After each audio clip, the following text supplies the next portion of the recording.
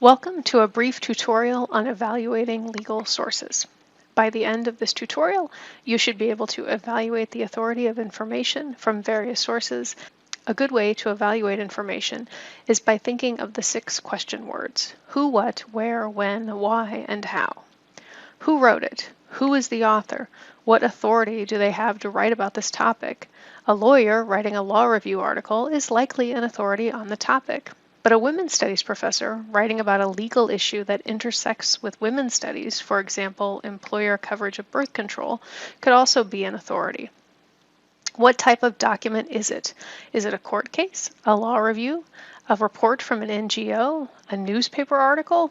All of these may be authoritative sources, but you would use a court case differently from an NGO report in your writing. Where was it published? This is more important with secondary sources. Anyone can publish a blog post, but something published in a law review or a scholarly journal, for example in psychology, has gone through a review process to ensure the accuracy of the information. So, while a think tank report may be accurate, it doesn't go through the same review process a scholarly article does. That is where someone, another scholar or person in the discipline, reviews an article before it can be accepted for publication. When was it published? Does the date matter?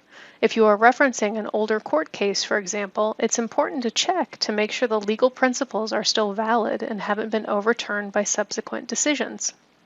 If you're noting the status of a law, for example, gun ownership in all 50 states, using law review articles from the 1990s wouldn't be the best evidence for that claim, as laws change and today might be very different from the 1990s.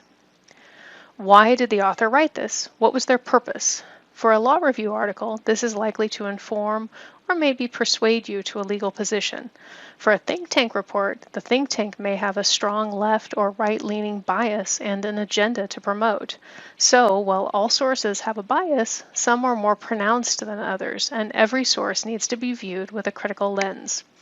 Even primary legal sources.